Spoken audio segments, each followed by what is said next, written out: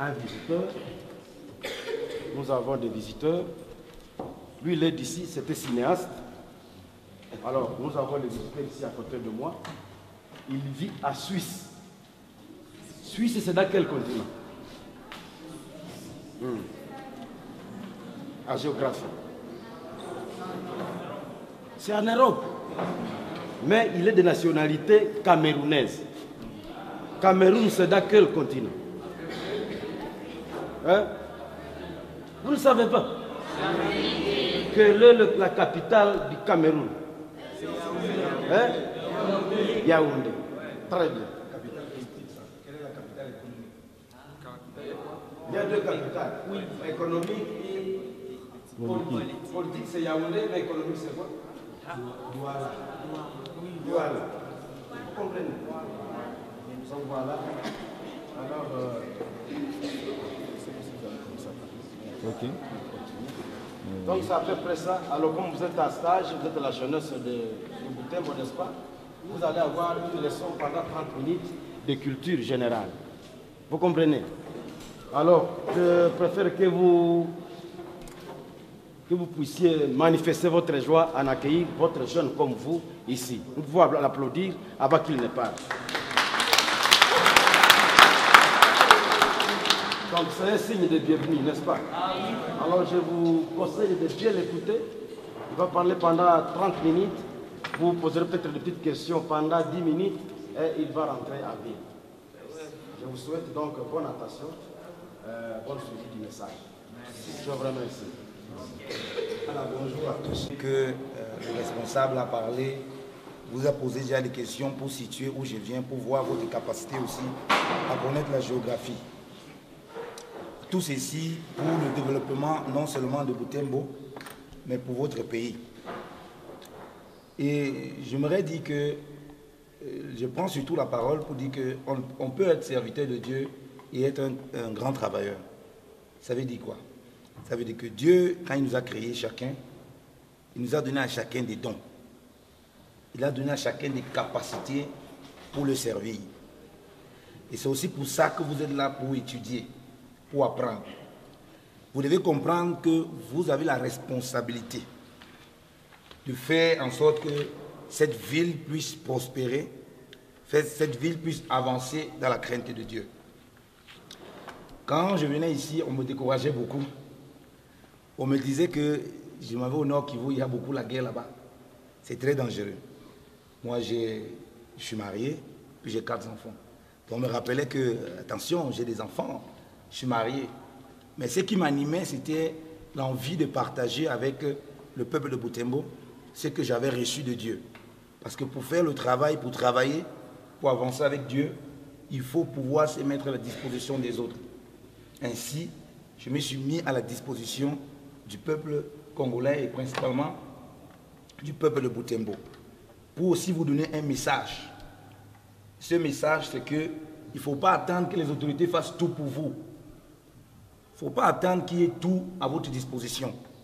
Vous devez savoir que la ville a besoin de vos compétences et que vous devez mettre au travail. Un des gros problèmes du développement en Afrique, c'est que tous les gens veulent reposer tout sur les dirigeants. Et les gens ne comprennent pas que quand Dieu a créé les hommes, il a donné à chacun des dons. Dieu dit dans sa parole que Dieu a créé toutes choses pour un but, même le méchant pour le jour de la calamité. Ça veut dire que ce que tu apprends aujourd'hui, qu'on te permet de comprendre aujourd'hui, ça doit être utile dans les jours à venir avec la crainte de Dieu. Parce que s'il n'y a pas la crainte de Dieu, même dans le travail qu'on fait, le travail devient pénible. On ne fait plus le travail avec joie. On ne fait plus le travail avec amour. Et on attend tout des autres. Vous voyez, je suis ingénieur. Ce n'est pas quelqu'un d'autre qui doit me demander de travailler à la place de quelqu'un. Pour nourrir ma famille, je suis obligé de travailler dur. Pour nourrir ma famille, je suis obligé de me lever tôt le matin pour aller au travail. Pour nourrir ma famille, je suis obligé de m'appliquer dans ce que je fais. L'Afrique ne va pas se développer dans la paresse. Et un des gros problèmes, c'est qu'il y a beaucoup de paresse. Les jeunes croient qu'ils ont toujours forcément tout le temps d'avancer. Et les vieux, ils croient qu'ils ont déjà fini, ils ne donnent plus de conseils aux jeunes.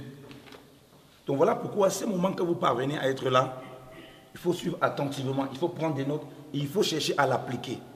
Dites-vous que chacun de vous, où vous êtes, vous avez un rôle à jouer pour votre ville. Parce que Dieu vous a créé pour cela. Et même en plus, Dieu lui dit qu'on va lui rendre des comptes. Donc c'est très important de travailler dans ce sens. Mais pas de rester les bras croisés, comme on le voit de nos jours, et d'attendre toutes les autorités. Vous savez, nos États africains sont fragiles. Parce qu'on a connu la traite négrière qui a vraiment enlevé beaucoup de substances de nos frères, hein, beaucoup de puissance de nos frères. On a connu la colonisation et nos États sont très fragiles. On connaît encore des colonisations par d'autres moyens qui ne sont plus physiques, barbares, mais derrière par des pressions politiques et toute autre chose. Mais nous ne pouvons pas, donc, à cause de cette fragilité-là, oublier notre responsabilité. Je vais vous lire un passage de la Bible. Dans Proverbe 6, à partir du verset 6. On dit, va vers la fourmi paresseux, regarde ses voies et sois sage. On dit, va vers la fourmi paresseux, regarde ses voies et sois sage.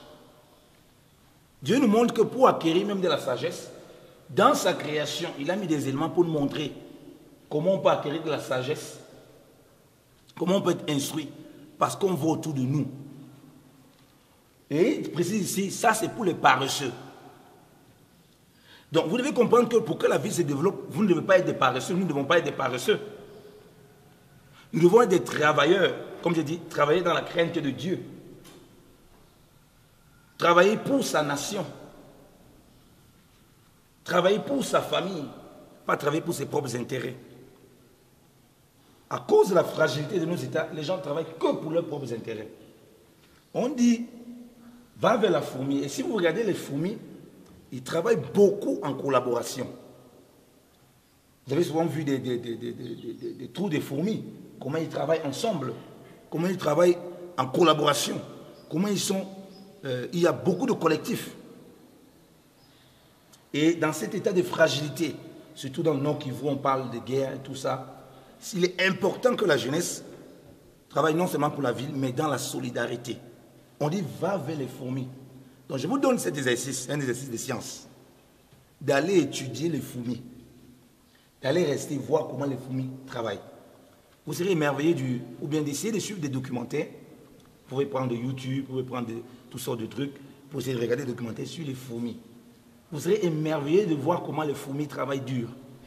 De comment les fourmis font tout, malgré qu'on les oppresse. Nous, on ne se rend pas compte, on marche, on piétine les trous, tout ça. Comment ils se développent pour surmonter toutes les périodes difficiles.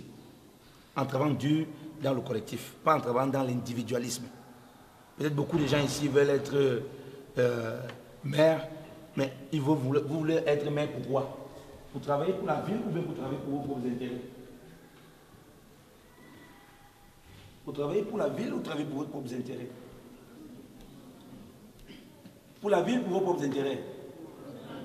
Ah, j'espère que bientôt, quand un de vous serait maire, il ne va pas oublier ses paroles. Après, il va seulement travailler pour sa famille et pour ses enfants. Je vais continuer la lecture. Il dit, elle qui n'a ni chef, ni surveillant, ni gouverneur, elle prépare en été son pain, elle amasse pendant la moisson sa nourriture. On dit qu'elle n'a ni chef, ni gouverneur. Elle n'attend pas d'avoir un chef. Elle n'attend pas d'avoir un président. Pour dire, ah, ça c'est le devoir du maire. Regardez comment la ville est sale, c'est le maire qui doit faire ça. Regardez comment, telle chose, dans la culture, il y a des trucs bizarres. Ah, c'est le responsable de la culture qui doit s'occuper.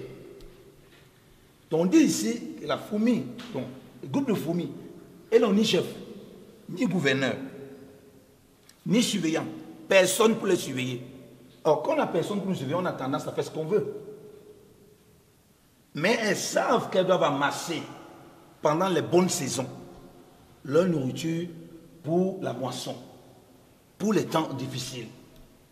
Elles le savent. Donc quand Dieu vous permet d'avoir aussi des responsables, ils vont faire le travail, mais chacun de vivre comme s'il n'y avait pas de responsables, comme s'il n'y avait pas de surveillants, pour travailler très dur, pour se battre. Parce qu'il y a bien quelque chose que Dieu n'aime pas, c'est la paresse. Dans la Bible, on dit au commencement, Dieu créait la terre et le ciel. On voit tout Dieu en train de travailler. Mais aujourd'hui, à cause de soi-disant de la foi et de la religion, beaucoup sont devenus des cancres, sont devenus des paresseux. Soi-disant, il est dans la foi. La foi ne forme pas des paresseux, ça forme des travailleurs. Parce que Dieu lui-même était un travailleur. Mais sauf qu'il travaille en s'appuyant sur Dieu. Sauf qu'il travaille en comptant sur Dieu. Il ne compte pas simplement sur leurs parents. Il ne compte pas seulement sur leurs dirigeants. Comme les fourmis. Il ne compte pas seulement s'il y a des gens pour vous surveiller. On dit souvent que lorsque les champs savons, les souris font quoi? Les souris dansent. Parce qu'il n'y a plus personne pour les contrôler. Elles peuvent faire ce qu'elles veulent. C'est généralement comme ça que la jeunesse veut se comporter. Et si on prend conscience que le développement de ces pays, en commençant par cette ville, commence par nous, alors on commence déjà par mettre sa vie en règle, en commençant à travailler dur. On ne vient pas à l'école, on ne fait pas l'école buissonnière. On vient à l'école quand ça nous plaît, on étudie quand ça nous plaît. Les séances de formation sur l'art et la culture, on fait comme si on s'en fout. Alors que demain, cette ville aura besoin de ça. On vit dans une atmosphère de guerre où il y a la peur.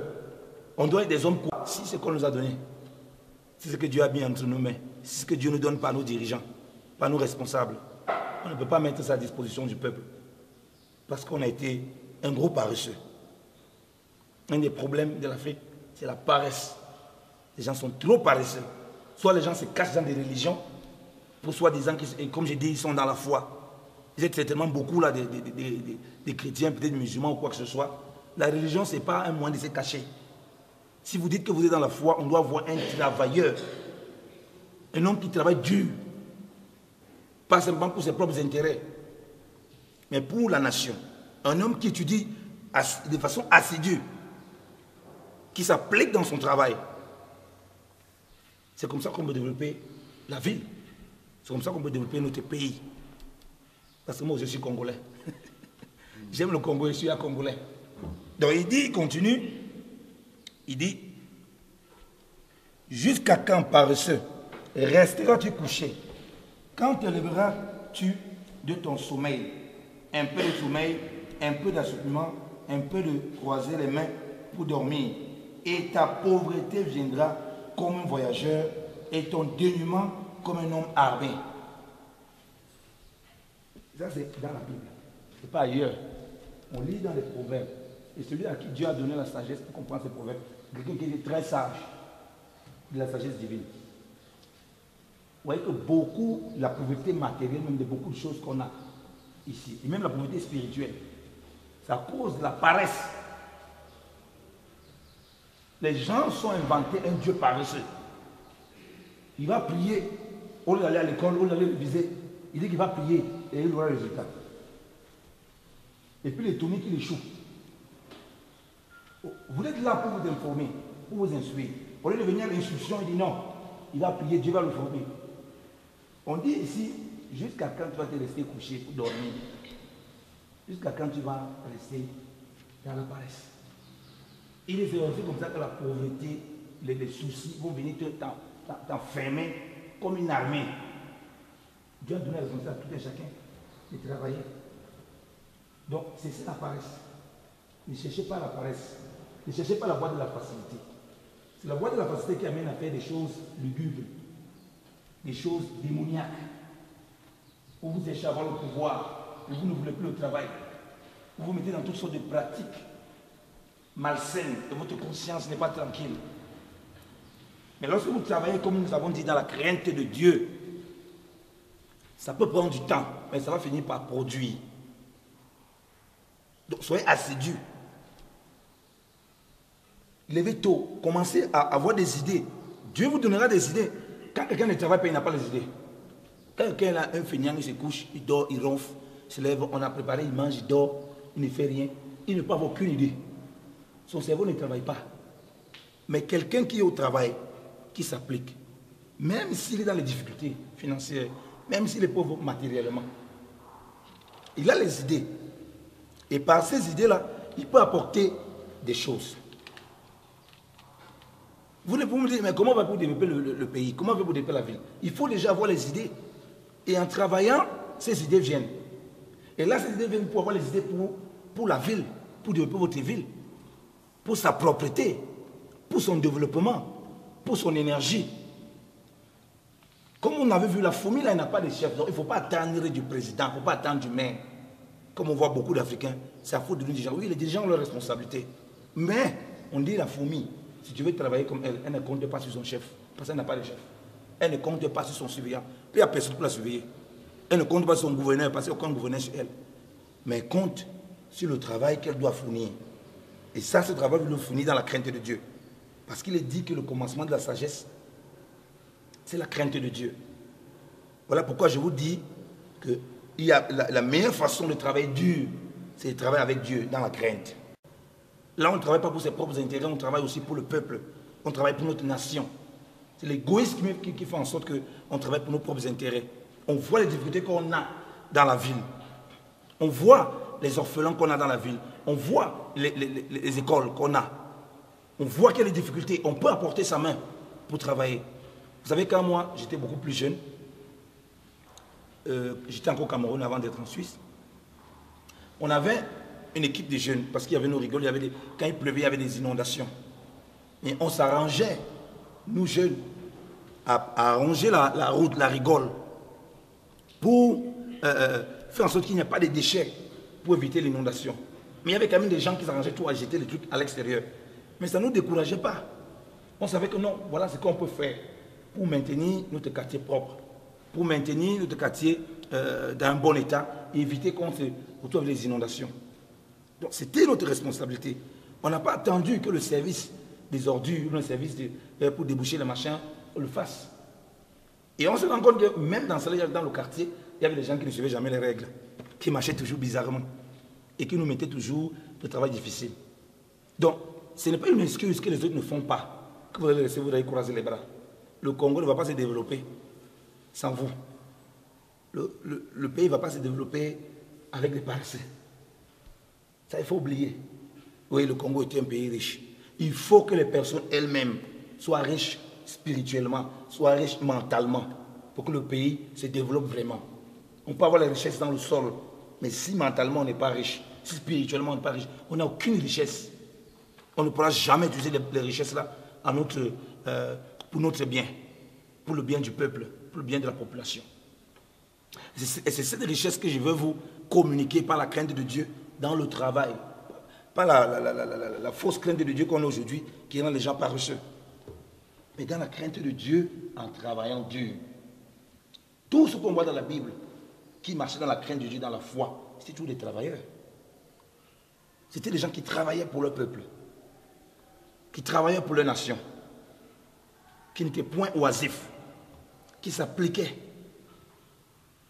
Tu vas venir ici, tu vas prendre des notes. Quand tu rentres, est-ce que tu révises ça? Est-ce que tu dis, ah, on nous a enseigné des trucs ici, comment je peux faire pour développer? Comment je peux faire? Quand tu pars à l'école, quand tu vas dans tes études, pendant les cours, tu es distrait, tu fais autre chose pendant qu'on est en train d'enseigner, on est en train de parler. Tu ne vois pas que tu deviens un handicap pour la ville? Quand tu fais peut-être la géographie, tu t'en fous, tu ne connais même pas. Tu dis que tu es dans l'économie, tu ne connais même pas tous les problèmes économiques qui entre les sous-régions, où tu es même déjà. Comment est-ce que tu vas apporter du développement dans ta zone? Peuple de Butembo, la jeunesse, on ne peut pas développer une nation avec les paresseux. Jamais. On ne va jamais développer une nation, tant sur le plan physique que sur le plan spirituel, avec des paresseux. C'est des gens qui craignent Dieu et des gens qui travaillent. Les leçons que vous prenez ici, ce n'est pas pour garder dans vos poches, c'est pour les utiliser.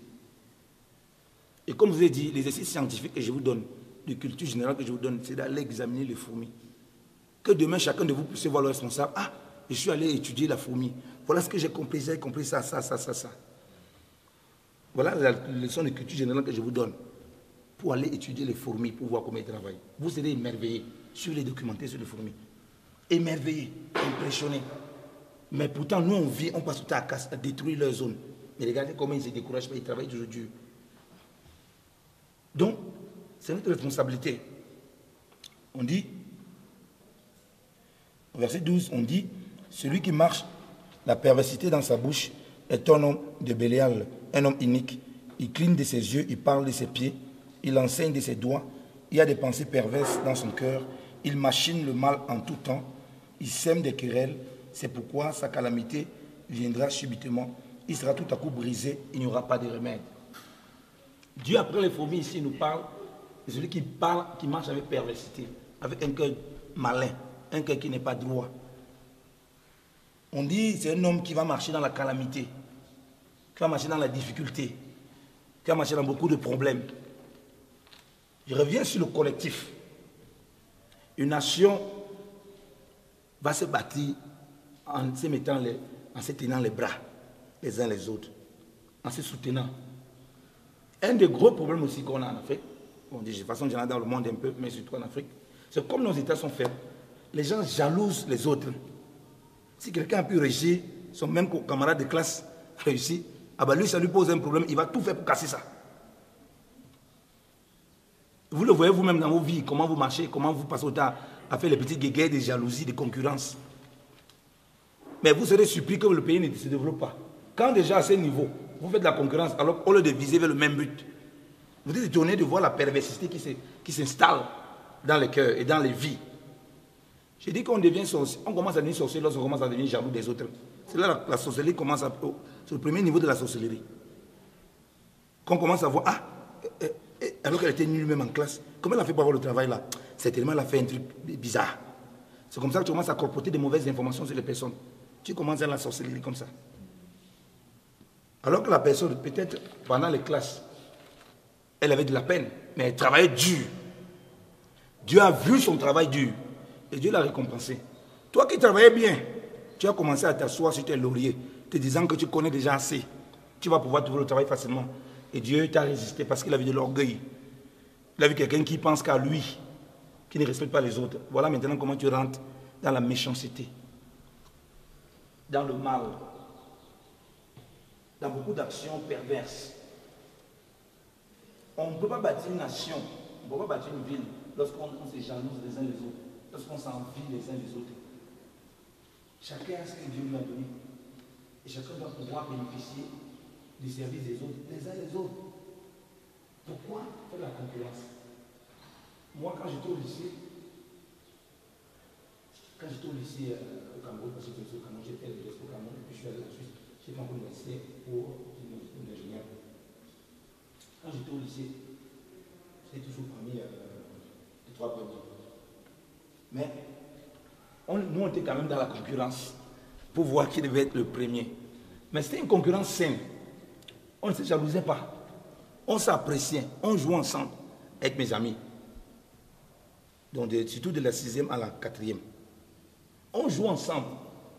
Pour nous, c'était normal d'avoir cette concurrence. Donc, on ne se jalousait pas. On ne se regardait pas. Ah oui, mais le tapon va commencer à faire des choses bizarres. Non. Parce qu'on savait qu'on fait ça. Nos parents sont joyeux. J'avais 10 ans. Donc, on était content de voir comment entre nous, on pouvait progresser. On se donnait des défis. Ah bon, ce trimestre, c'est moi qui serai premier en telle matière. Et on travaillait en s'amusant. Ce n'était pas des ennemis. Il ne faut pas que les guerres dans lesquelles le Congo est en train de passer, tous ces problèmes-là affectent la jeunesse. Et on oublie qu'on est d'abord là pour développer le Congo. On est d'abord là pour développer notre pays dans la crainte de Dieu. J'insiste, la crainte de Dieu. Parce qu'il a dit que la crainte de Dieu, le commencement de la sagesse, c'est la crainte de Dieu. Et alors on ne fait plus de guerres inutiles. C'est en étant solide comme ça là qu'on peut apaiser les cœurs des autres. Mais si nous sommes déjà divisés, chacun veut pense à ses propres intérêts. On a dit que qui veut devenir maire? Vous tous avez répondu qui veut devenir maire. Est-ce qu'on peut avoir tout le monde maire? Est-ce qu'on peut avoir tout le monde maire? Donc personne ne veut être représentant de la culture de l'art. Donc, Si quelqu'un parmi vous est maire, on sera content. On sait qu'il va travailler pour les autres. Si quelque autre chose, on sait qu'on sera content, on sait qu'il va travailler pour les autres. Il va travailler pour sa famille, mais pour les autres, il va travailler pour la nation. Vous pouvez voir des besoins, vous voyez les hôpitaux, il y a des manques. Même les jeunes peuvent se lever pour dire, on va essayer de donner un coup de main. À un autre niveau. Vous savez, je dis toujours, si on n'est pas fidèle à des petites choses, on ne peut pas être fidèle à des grandes choses. S'il y a le peu, on ne peut pas faire. On voit que bon, on arrivait comme ça par exemple, il y a un peu une petite saleté là à la mairie. On dit, la mairie c'est sale, hein. Il n'a même pas de gens pour nettoyer. Voilà comment les Africains fonctionnent. Il peut pas voir que c'est sale. Il vient, il va nettoyer sans qu'on lui dise. Parce qu'il comprend que c'est aussi sa mairie. Vous savez, c'est ça qui est impressionnant en Suisse. En Suisse, la Suisse c'est tellement propre. Quand je venais d'arriver en Suisse en 2005, j'étais choqué. Il y a quelqu'un qui a une voiture qui lave la route. Ça, c'est quelle histoire ça? Les plans, ils vont tout nous montrer. Attention. Mais le peuple, comme je vous dis, il est riche mentalement et spirituellement. Beaucoup. Quand tu marches, il y a les petits trucs pour jeter les ordures. Tu marches, tu prends un truc, tu manges, tu jettes au sol. La personne qui te suit derrière, il ne te dit rien. Quand tu es en train de marcher, il ramasse. Il jette dans le truc de la poubelle. Toi, tu continues encore à marcher, tu manges, tu jettes. Quelqu'un qui te traverse encore là, il ne te dit rien, il prend ce que tu as jeté. Il jette dans la poubelle. La prochaine fois que tu arrives, tu gardes toi-même tes papiers. Tu manges et puis toi-même tu cherches où est la poubelle, tu jettes. Parce que le peuple est devenu conscient que c'est leur espace à eux. Ce n'est pas pour quelques-uns. Ils ne regardent pas faire et puis ils se disent non, nous on n'a rien à faire ici. Non. Ils se mettent en action. Et ça sensibilise les autres. Quelqu'un ne fait pas bien son travail, tu as la capacité de lui montrer comment on fait. Mais gloire à Dieu. C'est comme ça qu'il peut être sensible. J'ai négligé mon travail. Il faut que je le fasse de façon plus assidue, plus appliquée. C'est comme ça qu'on peut développer le Congo. C'est comme ça que vous pouvez vous-même découvrir des talents cachés que vous avez. Mais si on n'est pas au travail, on est des paresseux. On est des cancres. Il ne faut rien espérer. On ne peut pas développer une nation avec des paresseux. Peu importe les oppressions qu'on peut avoir, si on est des travailleurs, comme je dis, dans la crainte de Dieu, on est unis. Alors, qui va nous séparer? Qui va nous casser? Personne ne va nous casser. Donc, moi, c'était mon message pour vous ce matin. Mon exercice scientifique, c'est la fourmi. Allez voir la fourmi, c'est un grand ingénieur qui révèle la crainte de Dieu, qui révèle l'amour de Dieu, qui révèle l'amour de leur peuple, hein, des fourmis et de leur survie. Comment ils évoluent pour survivre. Merci pour votre attention. Merci beaucoup.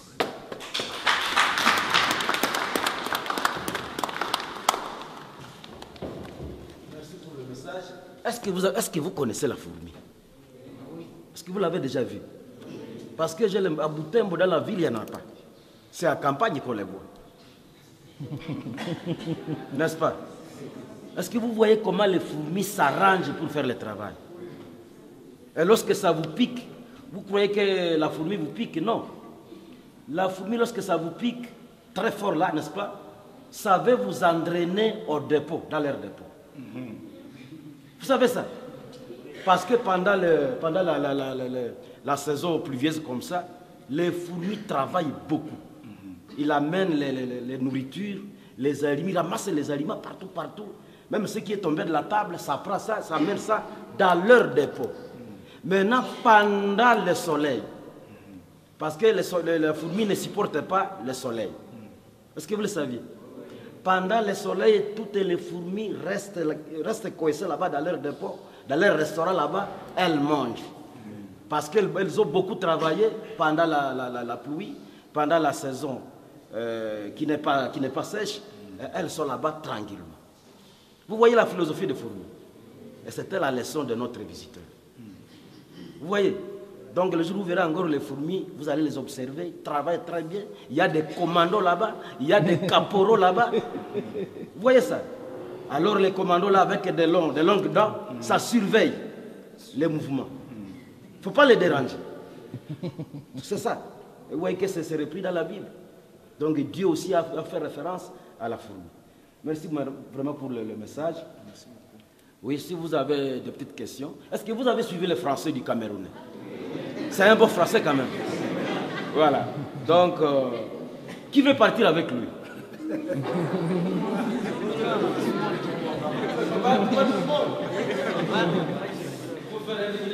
L'observation de partir avec un seul jeune ici, par exemple. Oui. Je regrette que le comité urbain de la jeunesse ne soit pas représenté ici, alors qu'ils étaient invités. Ah, voilà. Vous aurez à bavarder avec lui après la conférence. Alors, si nous avons 2 ou 3 questions, parce que nous devons le libérer, 2 ou 3 questions, vous pouvez les poser et il va répondre. Et puis, oui. Ok. Oui. Pour ça, c'est Kéramit Caston. Je suis le secrétaire du Conseil urbain de la jeunesse. Alors, et nous avons suivi calmement et notre visiteur. Il a exposé à la manière dont les fourmis travaillent, une manière mignon. Nous lui disons merci sincèrement. Mais d'entrée de jeu, il nous a demandé d'être donc des gens qui travaillent fort, de ne pas attendre le temps pour que nous puissions peut-être nous développer. Moi, je vais lui dire, nous travaillons fort, nous, étant que jeunesse de la ville de Butembo, on travaille fort. Sauf que quand tout le monde vit au Congo, surtout au Nord, comme vous l'avez évoqué, on sait que c'est là où il y a un tas de rébellions, et que, c'est-à-dire la jeunesse là ne travaille pas, et c'est pourquoi peut-être les recruter tantôt dans des groupes rebelles. Mais ce que je vais vous dire est que ce sont ces adultes-là auxquels nous devrions imiter comme modèle qui sont en train de nous instrumentaliser avec leur politique pour nous amener n'importe où. Mais cette jeunesse travaille. Vous avez évoqué un exemple que vous faites au Cameroun, où vous ramassiez les immondices, je passe bien. Mais ici, nous sommes en période de vacances, passez chaque vendredi dans les rues des quartiers, vous allez trouver cette jeunesse inondée en train de travailler également. Donc, et comme vous avez dit, il faut qu'on soit des jeunes qui sont des jeunes entrepreneurs. On tente de le faire, ou peut-être que nous serons étouffés aussi par l'État là. Peut-être chez vous, vous commencez. Bon, moi, je vais faire l'entrepreneuriat, une petite activité, mais derrière moi, j'aurai 1000 taxes. Mais peut-être que chez vous, ça n'existe pas. Alors vous allez penser qu'au Congo, ces jeunes-là ne travaillent pas, ils ne font que de la révision. Loin de là, mais c'est plutôt nos politiciens qui sont à la base de tout ce que peut-être vous venez là, vous avez la vision que toute cette jeunesse-là, je vais la croiser, ce n'est que l'esprit de la République. Vous allez écouter Butembo, c'est une ville au moins qui se développe. Je dirais que l'État ne contribue pas à grande partie. C'est le son des entrepreneurs. Et cette jeunesse, mais moi, ce que je voulais dire, faites-nous partager l'expérience, comment vous faites là-bas, pour que nous aussi nous puissions peut-être imiter votre modèle là-bas et qu'on puisse suivre cette voie. Mais toute cette jeunesse que vous voyez, elle travaille, elle veut travailler, sauf nos adultes politiciens qui sont en train de nous indexer. Merci.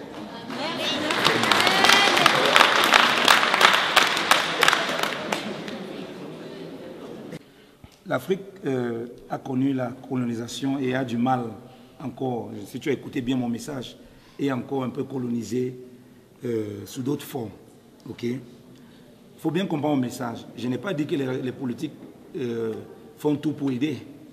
Le but ici, ce n'est pas de dire, le danger, hein, ce n'est pas de dire nous on travaille, c'est les autres qui nous empêchent. Ça, c'est un grand danger. C'est le danger que ça peut entraîner, c'est que les gens ne travaillent plus, effectivement, parce qu'ils attendent de l'autre.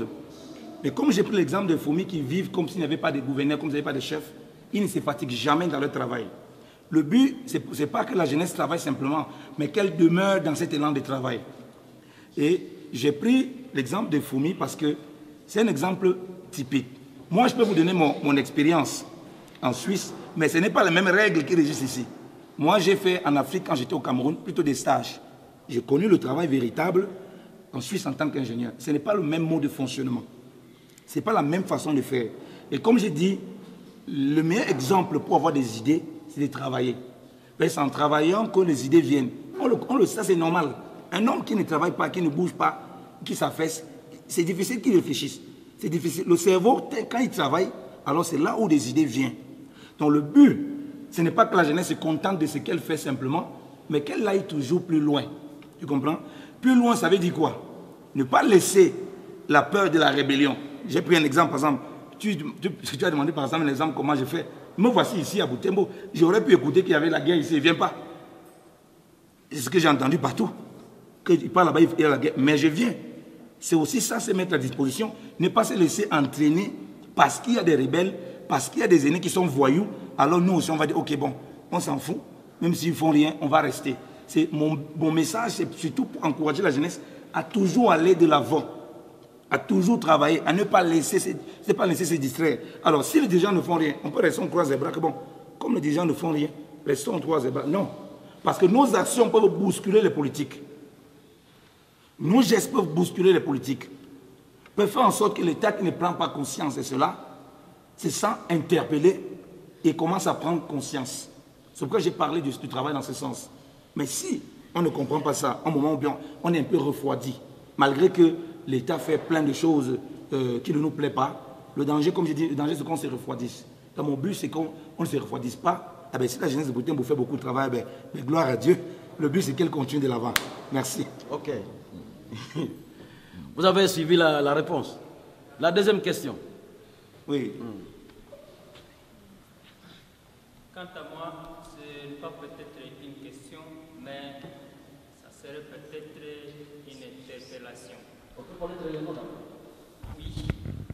Je réponds au nom de Kambale Kassoua Désiré, à provenance de l'ISTEM Butembo, Institut supérieur des techniques de développement et de management moderne, où j'ai fait la filière du management et sciences économiques en option administration et gestion des entreprises et affaires. Alors, mon interpellation est que l'ingénieur nous aide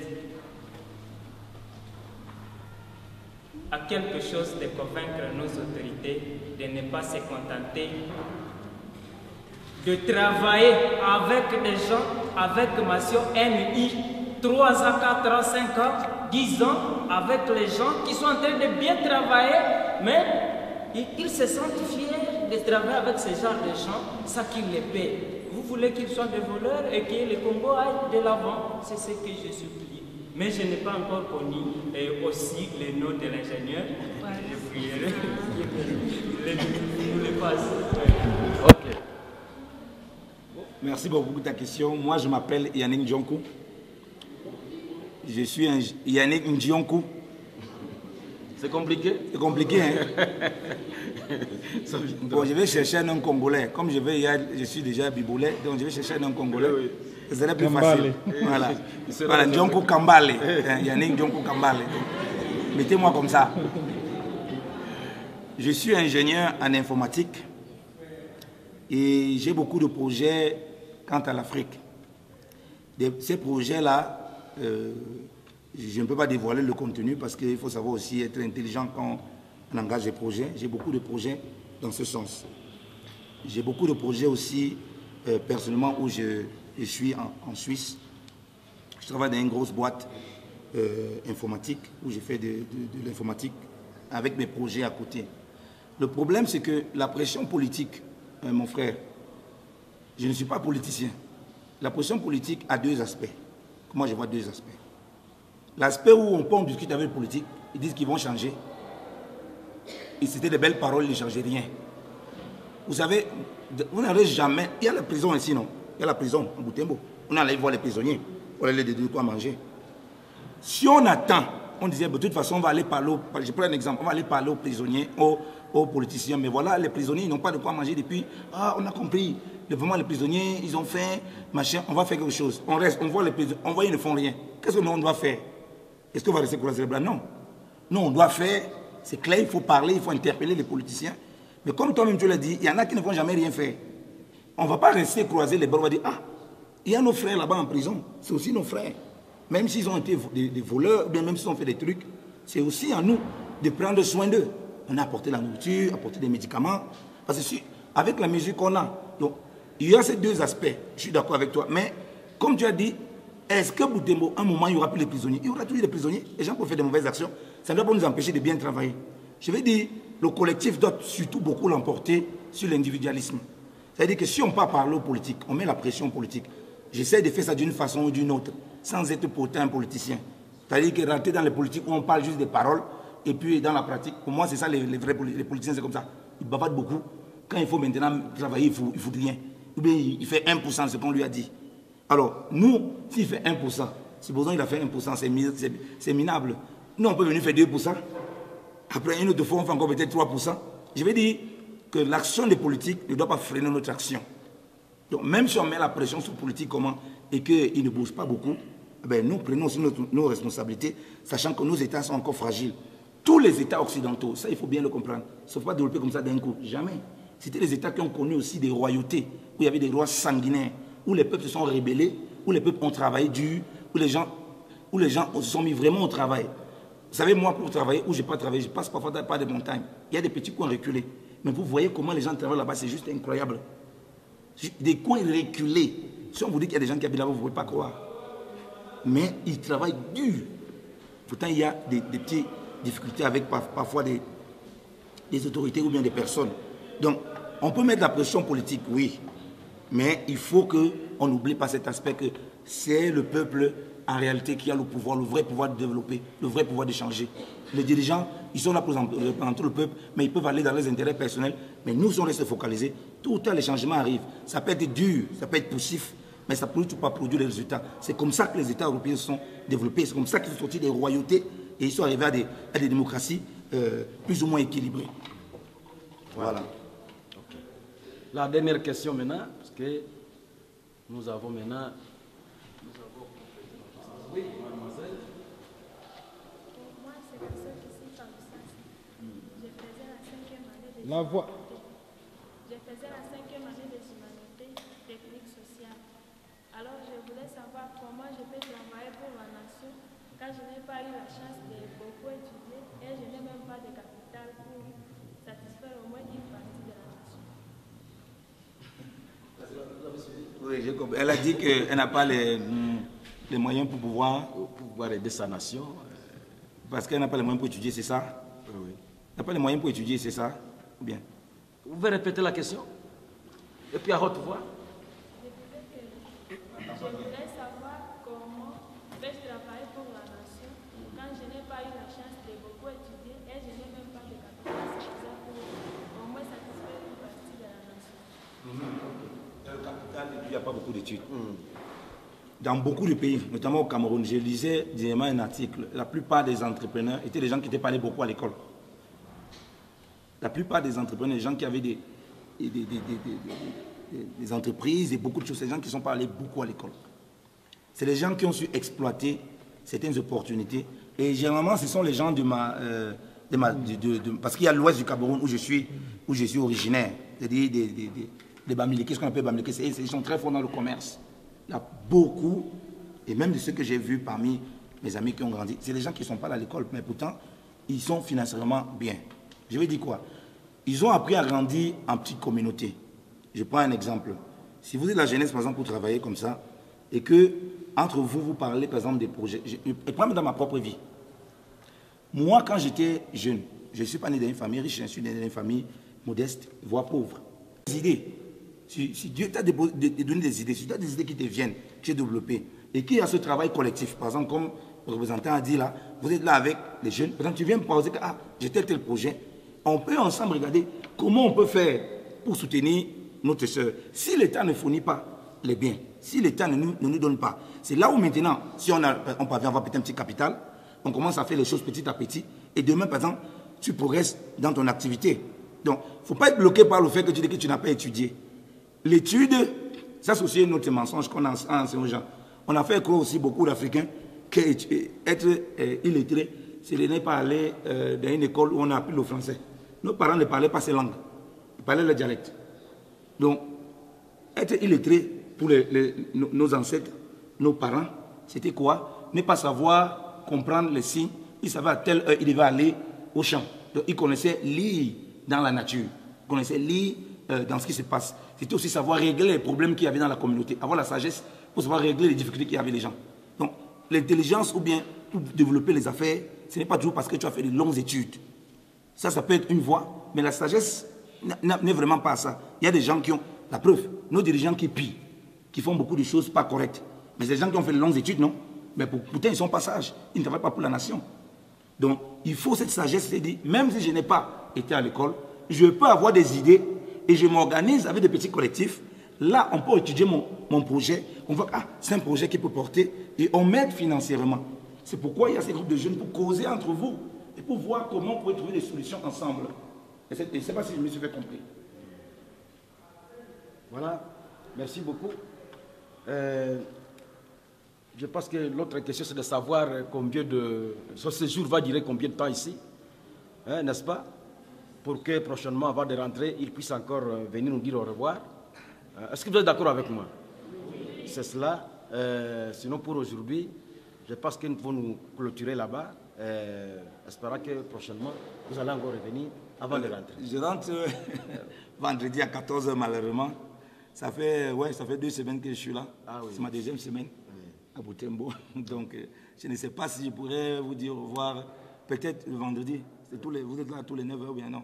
Oui, donc nous allons programmer pour qu'avant de partir, il puisse encore repasser par-ci. Oui. Même un après-midi. Voilà. Merci beaucoup. Merci pour le message. Merci à votre attention aussi. Merci beaucoup. Bonne journée. Applaudissons pour un au revoir.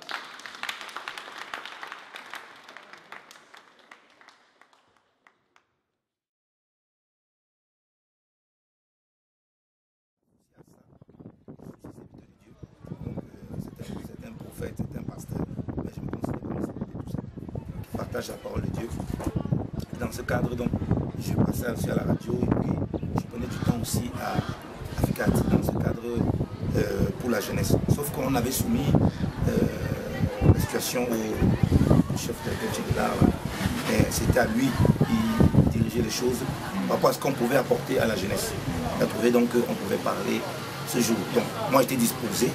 S'il y a besoin que j'apporte mon expertise, notamment en formant même, faisant des ateliers, pour pouvoir montrer comment on peut faire des trucs sur le plan logiciel, informatique, et qu'on peut même développer ici, parce que je crois que les gens ont besoin des trucs, parce qu'ici on parle principalement Swahili, des trucs, même des applications, des trucs qui sont purement ici. Pourquoi pas? Je me serais disposé.